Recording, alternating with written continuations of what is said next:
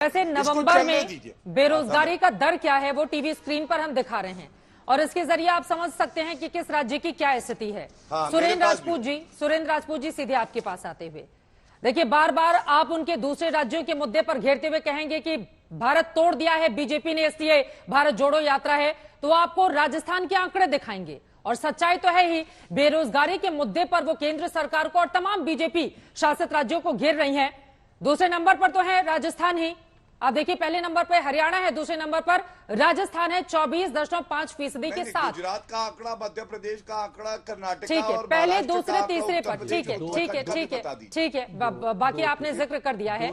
लेकिन सुरेंद्र राजपूत जी, दूसरे नंबर पर राजस्थान ही है। बता देते मुख्यमंत्री को कि बेरोजगारी के आंकड़ों को कैसे दुरुस्त किया जाए और युवाओं को रोजगार दिया जाए। 5 साल शासन में रहे हैं ना आप लोग वहां पर।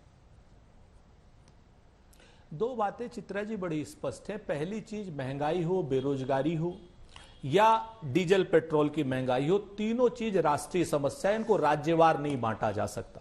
आपको मैं बहुत साफ बताता हूं, केंद्र में 10 लाख से ज्यादा पद अभी अनुमोदित खाली पड़े हुए हैं, मैं उस पर नहीं जाना चाहता। मैं तो आपको साफ बताता हूं, बेरोजगारी की दर राष्ट्रीय समस्या है, राजकीय समस्या नहीं है। एक बात। दूसरी बात मैं आपको बता दूं, जिन आंकड़ों की आप बात कर रहे हैं, उन सारे आंकड़ों को जिस तरीके से आई वॉशिंग करते हैं ये लोग, मैं अगर उस पर डिटेल में जाऊंगा तो आपके शो का समय खत्म हो जाएगा। मैं इसीलिए जिम्मेवारी से कहता हूं कि महंगाई के लिए भी केंद्र सरकार जिम्मेवार, बेरोजगारी के लिए भी केंद्र सरकार जिम्मेवार, तो राज्य सरकार से लेकर के सारी चीजों। अरे अगर बेरोजगारी के लिए सुनिए ना, क्रॉस क्वेश्चन पूछूंगी ना, अगर बेरोजगारी के लिए भी केंद्र सरकार ही जिम्मेदार है तो फिर राज्य सरकार की जरूरत कहां पर है? उसका भी कोई काम है या फिर नहीं है? मैं बताता हूं, या बेरोजगारी के आंकड़ों का ठीकरा केंद्र सरकार पर फोड़ दिया जाए? फिर ये आंकड़े कहां से आते हैं अलग अलग राज्यों के? मैं वो भी बता देता हूं।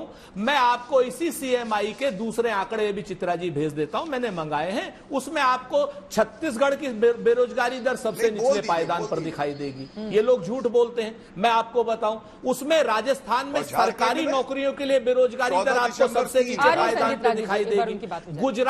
गुजरात में इसलिए नहीं दिखाई देगी आपको कि जो प्राइवेट जो कंपनियां जो कांग्रेस ने बनाई थी वहां उसमें रोजगार मिलते हैं। प्राइवेट कंपनियां और जगह पर कम है, राजस्थान में कम है प्राइवेट कंपनियां, उत्तर प्रदेश में और कम है प्राइवेट कंपनियां। गुजरात तो से सच, और राजस्थान में हर 5 साल में सत्ता बदल जाती है, एक बार कांग्रेस एक बार बीजेपी रहती है। आप कह रहे हैं कि गुजरात और पहले बात सुन लीजिए, जो आपने आप बात सुन लीजिए, वही मैं आपसे कह रहा हूं। मैं फिर से कहता हूं कि बेरोजगारी की दर एक राष्ट्रीय समस्या है। फंसे तो तुम खानदानी रूप से हो भाई, छोड़ दो उसको। काहे को बीच में बोल रहे हो? फिर बीच में पक पक कर रहे हो, काहे को पक पक कर रहे हैं? इन्हें शोभा देता है, ठीक है कि नहीं? अरे अमूल बटर तो तुम्हारे खानदान ने लगाया, बताओ कितना अमूल बटर लगाया किसको? ठीक है, गौरव यादव, मोदी, छोड़ो।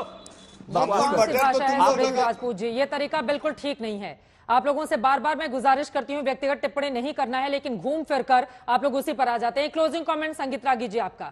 और आगे से अगर कोई भी इस तरह के गलत शब्दों का इस्तेमाल करेगा डिबेट में, मैं तुरंत ऑडियो डाउन करूंगी और बाद में आप लोग मत कहिएगा कि हमें बोलने नहीं दिया गया। यह तरीका बिल्कुल गलत है, यह बिल्कुल गलत है। किसी के लिए भी, किसी भी पार्टी से वो ताल्लुक रखता हो और कितना भी ताकतवर हो। संगीत रागी जी, एक क्लोजिंग कॉमेंट।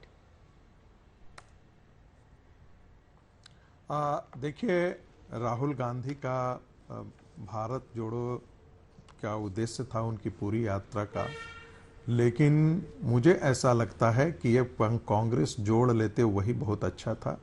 राजस्थान के अंदर हम सब देख रहे हैं कि कांग्रेस किस प्रकार से बिखरा हुआ था और दो नेताओं को जोड़ने में ही पूरा सामर्थ्य जो है उनका लगा हुआ है। एक बात चीन पर बहुत गंभीरता से मैं कहना चाहता हूं। चीन तवांग में या इस प्रकार की हरकत इसलिए कर रहा है कि कहीं ना कहीं भारत के अंदर वह 2024 के इलेक्शन को प्रभावित करना चाहता है। ऐसा वो तभी कर सकता है कि जब नरेंद्र मोदी की जो धमक है उसको कम किया जा सके। वैश्विक क्षितिज पर जिस प्रकार से नरेंद्र मोदी का नेतृत्व चमकते हुए नक्षत्र की तरह उभरा है, उसको कम करना नरेंद्र मोदी के देशिक दुश्मन भी चाहते हैं, जिसमें वामपंथी, इस्लामिस्ट और कांग्रेसी हैं, और चीन भी चाहता है। तो इसमें मुझे कोई गुरेज नहीं होगा यह जान करके कि कहीं ना कहीं चीन को ऐसा लगता है कि ये हमारे साथ हैं, हम इनके साथ मिलकर के यदि इस प्रकार की सीमा पर हम हलचल मचाते रहें। उधर कांग्रेस पार्टी के दूसरे आरोप है